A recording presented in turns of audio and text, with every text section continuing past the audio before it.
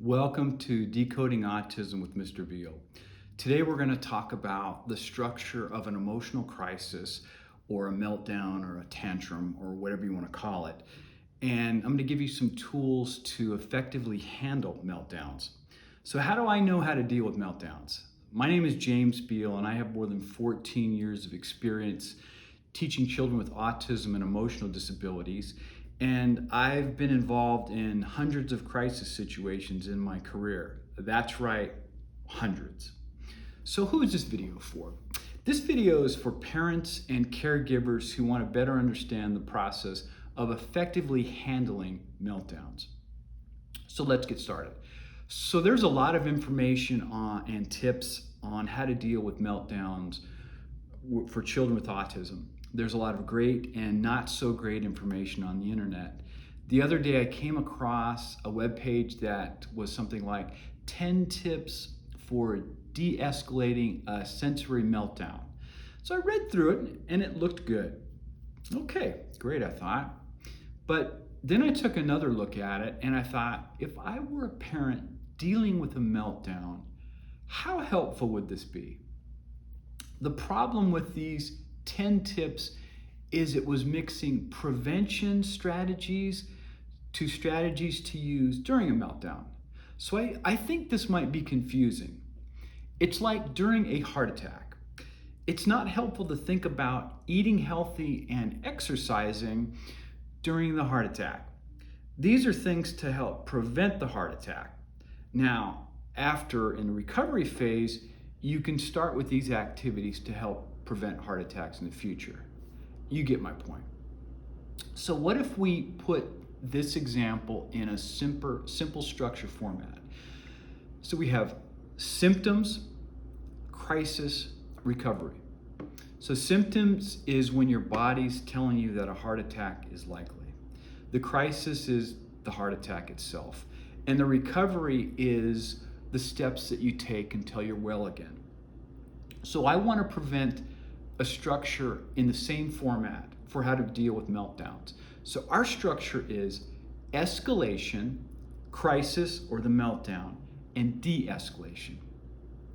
So think of it like a ladder with rungs going up one side, top of the ladder, and rungs going down the other side.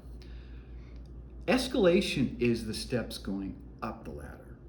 The crisis or the meltdown is that flat part on the top of the ladder.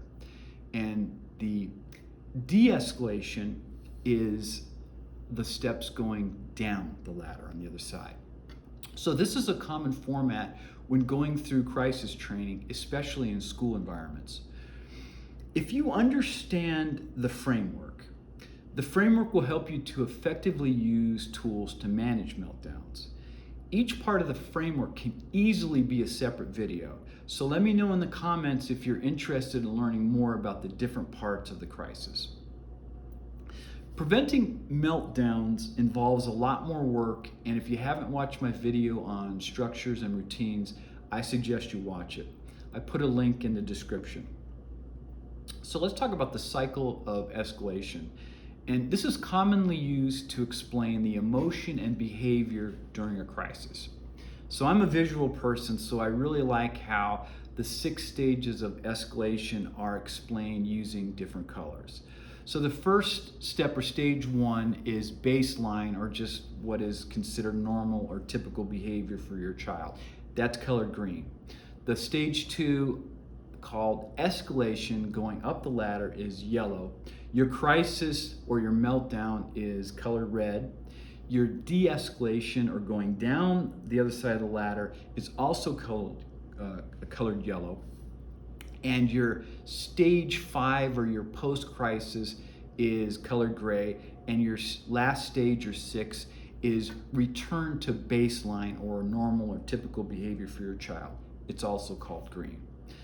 So I put a link which describes the cycle of escalation and how to help for a more detailed description. And again, I put that in the description part of the video. So with this video, we are focusing on the meltdown, which is stage 3, or red. So let's assume you're at the point where you didn't see the meltdown coming or you didn't catch it in time. It happens, right? Your child goes right into a meltdown, and believe it or not, there's just a few things for you to do. I want you to think simple is better. So you're going to focus on just 4 things. So the first thing you're going to focus on is your language or your words. And why is this? Because when your child is in a meltdown, they're not able to listen or follow your directions. So so what I want you to do is use few or no words or use gestures. The second thing to focus on is keep them safe. So again, in keeping them safe, remember to use few or no words or just gestures. The third thing to focus on is bigger is not better. A crowd, even a supportive one, isn't helpful. Think about sensory overload by people trying to be helpful by asking questions or trying to say helpful things to your child.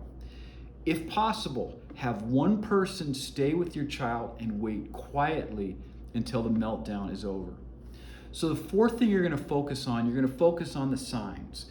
So what I mean by signs is we're looking for that your child is coming out of the meltdown by de-escalating or coming down the side of the ladder. How do you do that? First of all, it's their verbal words. Okay, they may be yelling and screaming, and now they're crying. That's a sign of de-escalation. Okay, they may go from yelling and screaming straight to shutting down. Okay, saying nothing at all. So you're going to look for verbal signs of de-escalation, and you're also going to look for physical signs of de-escalation. So you're going to look at the bodies. Is the body tensed or is it relaxed? Okay, you look for the shoulders. Are they tensed up or are they relaxed? If your child's holding on to something, look to see if their hand is starting to relax. Okay, so I'm going to give you an example. This happened the other day. My wife and I were in Costco, and a child was having a meltdown. And so I'm critiquing the parent and how they're handling this. So the first thing, language or words. Okay, she used no words. In fact, she had a very calm demeanor, said nothing. Okay, keeping them safe. She put her child inside of the shopping basket. Great, wonderful, okay? Now, fortunately, there were a lot of people around, and at least for my part, I didn't see anybody making any comments or going over there and trying to help, okay? That might have had a lot to do with how the parent was conducting herself, okay? Parent left the Costco, so I didn't really get to see how it de-escalated, but I thought she handled it very, very well. So let me know in the comments how you feel about dealing with meltdowns. Also, if you're interested in this type of content, please let me know in the comments. Please hit the like and subscribe buttons and share with other people who might benefit from this type of content. Thank you very much.